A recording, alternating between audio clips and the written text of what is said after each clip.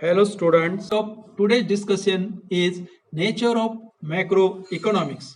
Macroeconomics studies the aggregates and averages of the entire economy such as national income, aggregate employment, aggregate demand, aggregate supply, total saving, total investment, total consumption, general price level, wage level and cost structure. The nature of macroeconomics can be understood with the help of following aspects. Now, the first point, aggregative approach. Microeconomics studies the equilibrium of single commodity or single factor of production in market. Macroeconomics studies the equilibrium between demand and supply in the economy as a whole. Supply on the macro level consists of all goods and services being made available in the country, while the demand is aggregates of demand for all commodities. Total output includes a vast number of different goods and services about whose production and consumption millions of individual decisions are being taken every day. In microeconomics, individual differences between one consumer and another or between one producer to another are ignored. Now, the second point, expression in money terms. Macroeconomic analysis deals with the equilibrium between the forces of demand and supply of the economy as a whole. Aggregate supply and aggregate demand are expressed in terms of money as a total income and expenditure. Thus, aggregate demand and supply are reacted to total income.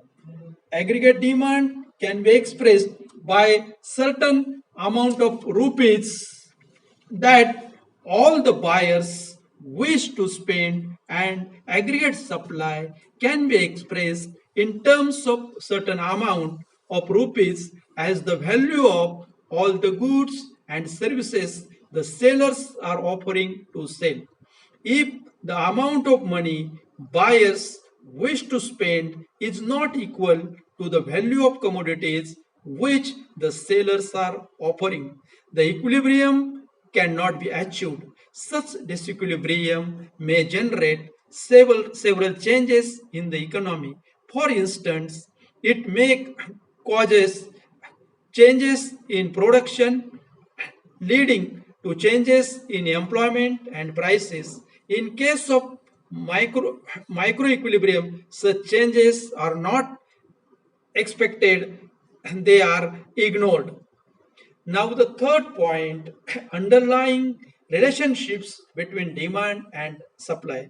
In microeconomic analysis, the underlying relation between demand and supply can be neglected.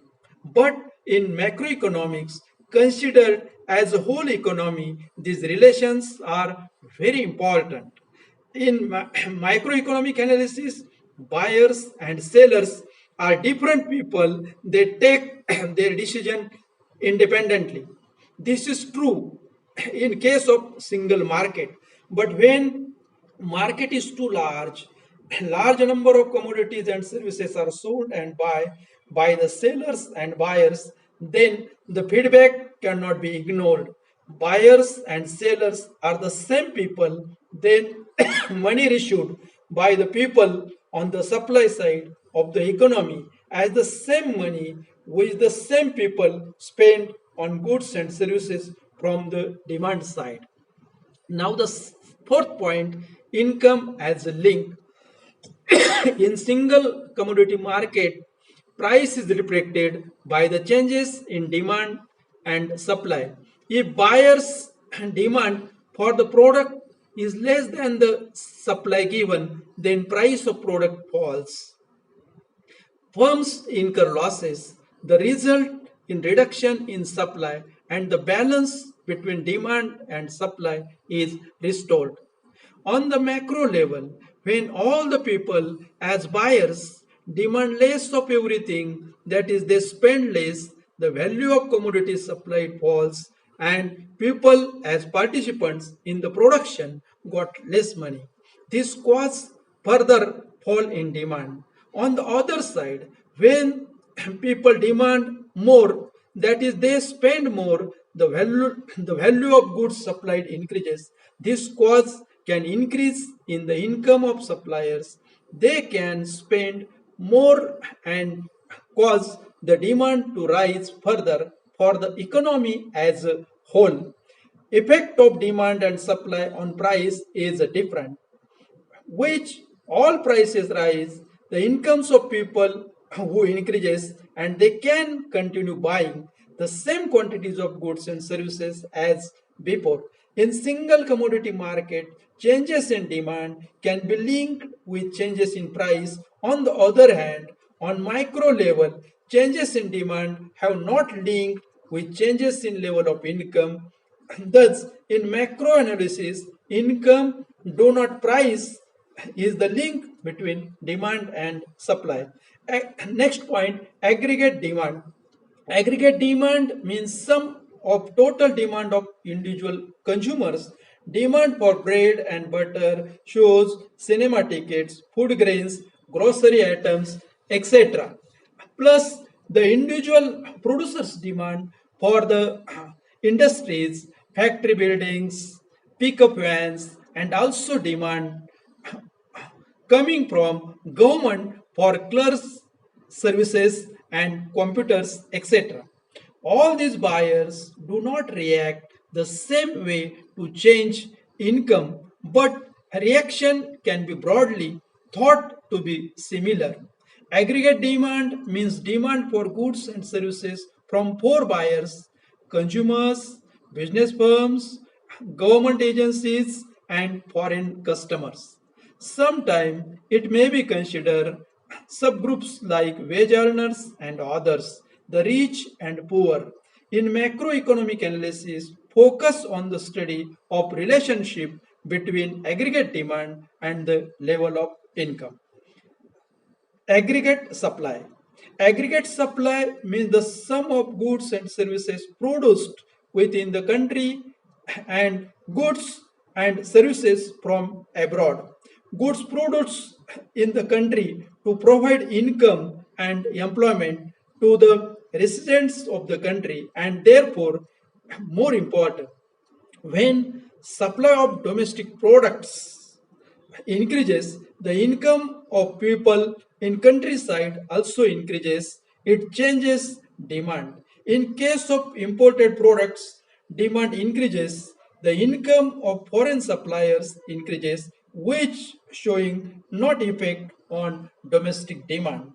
Now, 7 conditions of equilibrium. In macroeconomic analysis, aggregate demand and aggregate supply must be in balance with each other.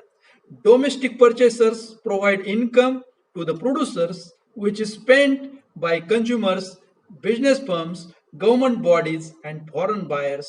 So, income must balance with demand. Demand expressed by expenditure should be neither lower nor higher than income.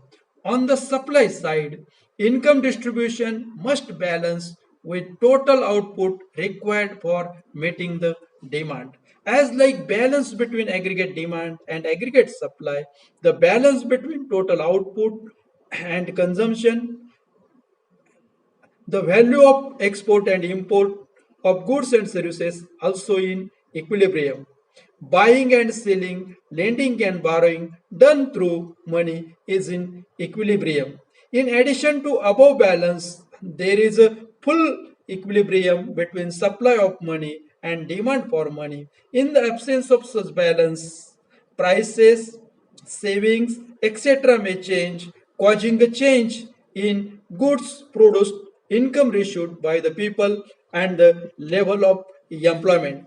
If the position may change and the new equilibrium may be established, which will be different from the old one. Thus, the conditions of equilibrium are not only compare but are required to work under continuously changing circumstances. Aggregate demand is equal to aggregate supply. total expenditure is equal to total income, receipts from export is equal to payment of imports, supply of money is equal to demand for money, factor demand is equal to factor supply. Thank you. It was